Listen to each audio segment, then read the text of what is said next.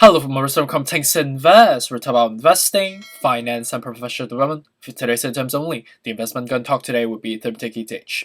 It's my second posting as of today. Respect to recording time of 3:35 p.m. on Eastern Time. Ethereum contracting $3,827, up about 0.10% so far. With the leading effort that's being driven by Bitcoin, obviously with respect to the Bitcoin ETF that's debuted today in the New York Stock Exchange, it seems like there's some buying activity that's going on right now with Bitcoin currently, just broke the $64,000 mark up about 2.29%, which we will dive into the technical analysis in a bit to take a look at the momentum to see how we're trending so far. In respect to Ethereum, obviously having that drag effect, but seems like it's a little bit delay, only up about 0.06%. Let's look at the news real quick on see how we've been trending, in the last couple hours so far, ever since my first posting 6 hours ago. So respect to the first news that came out from CoinDesk 31 minutes ago, talking about with respect to an anonymous crypto wallet moves $183 million worth of Ethereum. So it seems like there are a lot of exchanges in either a transactional perspective or either just like a one-to-one type of exchange on platform, and these volumes are relatively large in exchange. So it's good to know, but is it really substantive, into driving the volatility of what we're seeing in front of us for Ethereum right now? I don't think, for the amount of 183 million, despite it's relatively large. But in terms of like moving the needle, I think it still has a lot more room for us to get to there. So this is a large amount. It's definitely a whale. I think it's probably an individual investor that is transacting or exchanging on the platform. And apologies for stumbling in my words. I feel like I'm not feeling so well right now. I've just been working too much. I think I don't know, for some reason, like my whole body this morning I was just aching. My throat is hurting, but I understood because like I've been speaking for like consecutive meetings. I've been having like 10 meetings straight up every single day, talking to various different parties. So I slept well, but my sleep it wasn't like a refreshing sleep that you wake up, you feel like like a new person. I just felt like it was more of a sluggish day for me so far, and I've been drinking coffee, try to just like keep myself up for some reason, but it doesn't seem to be working as optimally as I expected. So apologies if I'm stumbling on my words. Or if I'm not like coherent enough to make logical sense either. But I promise you guys to be keeping you guys up to date, so that's what I'm aiming to do.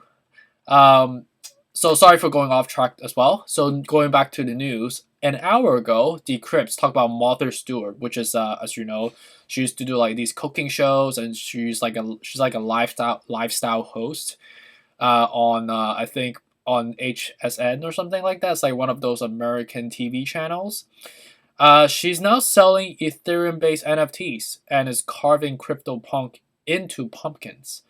So seems like Martha Stewart, which is a well-known figure in the media world, is also commercializing Ethereum NFT as well, which is interesting to see. But is there anything substantive? I think it's just like more of trivial news again, right? And the next one is talking about with respect to what we already talked about. Bazinga 12 hours ago talked about the peak of crypto.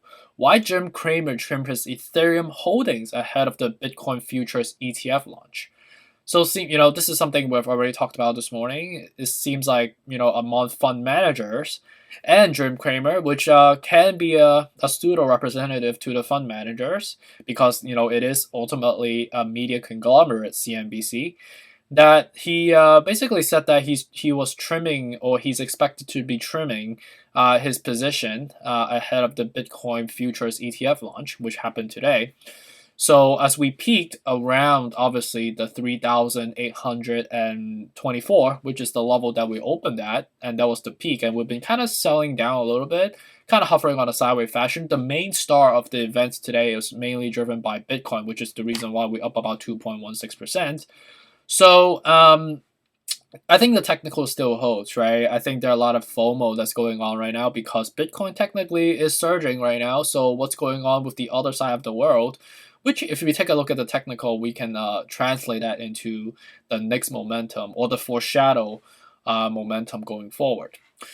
So that's pretty much on the news front. Nothing really important that is really worth mentioning. So with respect to the technical right now, you could see that we are still at the 65 out of 70. We're forming a curvature on a well back. So right now, despite the surge from Bitcoin, it seems like it's separating from Ethereum. So it's kind of doing its own thing. So the level that we at right now is really just sustained by public investors, not really by someone, by like a whale, if you may, right? We know the whales have already bought in at the bottoms when we were like the 2,750, which is the reason why we had that level of sell-off because of the Chinese crackdown news. So the next logical level will be somewhere around going down to the 3,475, 3,150. Do we see 2,750? We have to watch, right? Because it really ultimately depends on the whales' appetite. Or are they incentivized to be selling us that harshly going forward? Right? I don't really foresee any major positive catalysts ahead of us beside the FOMC meeting. And that's relatively binary, right? We don't really know, despite Jerome Powell and Gary Gensler said that they have no intentions of banning crypto going forward, but it's still something that, you have to keep in the back of your mind because in addition to the crypto bills initiatives, the inflationary pressure with respect to quantitative tapering plan as well, how that will be triangulated onto adjusting to the crypto market as well is something we frankly don't have the answers to yet. We have to watch the CPI report numbers, the FOMC meetings, on how they're going to be triangulating between the job numbers versus the quantitative tapering plan, which will translate into the volatility into the crypto market. So that's really it for Ethereum. Going to Bitcoin, we're still surging. Right now, we are extremely overbought right now, 81 out of 70. So let's take a look at the historicals. Like the last time we surged really high, what was that? We were basically leaping all the way to the 90s. So do you want to test your luck by waiting until we get there? I think we might break all-time high because of the ETF for obvious reason. But I think, with respect to the curvature that we're already forming, I think we are waiting for the baseball to hit the apex point and then reverse back down. So right now we are basically trying to retest the $65,000. So we're technically about $1,000 away from the all-time high right now. So would I be suggesting buying now? I think if you want to buy now, just remember to hold for a long time. But in the short term, I do see some volatility for the obvious reasons because we're very stretched up. We're forming a well back. At the same time, we're screaming extreme overbought. And the last peak that we got to on the RSI scale was 90. So as we watch the 90 point, it might make sense to take some profit. It's the logical move to do. But for me, I think I'll just probably hold. I'll probably trim a little bit, just like Jim Cramer said. He's trimming Ethereum. But Bitcoin, I think that's more of a logical trim, if you may. So Dogecoin right now is having more of a delay effect as well. We could see that we are forming a well back and we are curving down with the 52 out of 70. So ideally buy at the 21 and then the 20 cents would be a more logical level. Cardano, we are very delayed, I would say. Ideally, we should technically buy at the lower bottom at the 206 or 205. But if you're buying now, it's fine because we are relatively depleted. I think we're having a lag effect in comparisons to the major coins. So I think Cardano is not a bad buy right now. Solana, we are again struggling, and I think we are at an okay level, 52 out of 70. So it's not too overbought or underbought. So I think because of the fact that we're slowly covering up, we are seeing some bullish momentum coming, but not a very large one. But I think ideally going to the 175. But if we have more positive media affectation, maybe going to close to 200, the 195 mark again would be very logical. XRP, you can see that we are basically hovering in air right now, not really substantive, and we just formed a def cross recently. So yes, we are definitely going to be selling back down to the 101. 93.88. So I think 101 would be a good level of dollar cost average at because it's a relatively strong level. $1 mark, $2 are oftentimes a good flat number to buy in.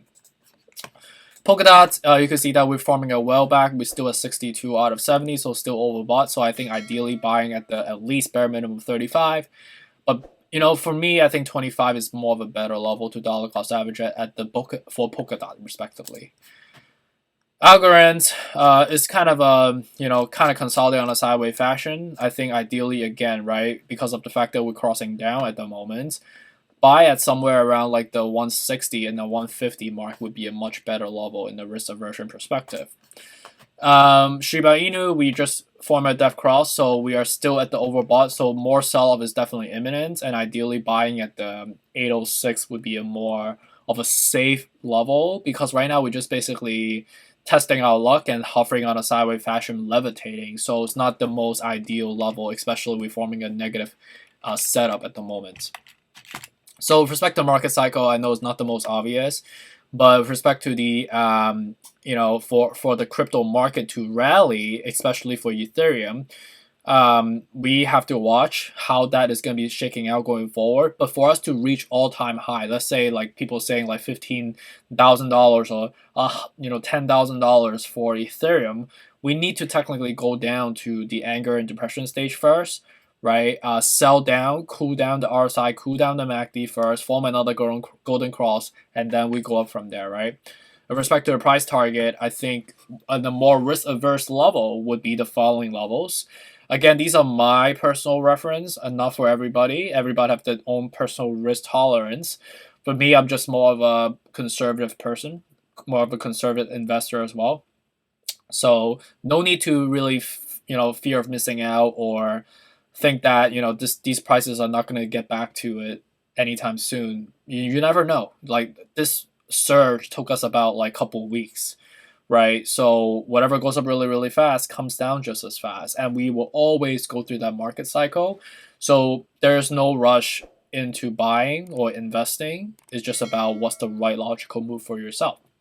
So hopefully this is helpful. Really appreciate you for dropping by again. And apologies again for being a little bit lethargic today. I'm relatively off today, and it happens. I'm a human. But really appreciate you, and stay tuned for us to come up. Take care. Bye.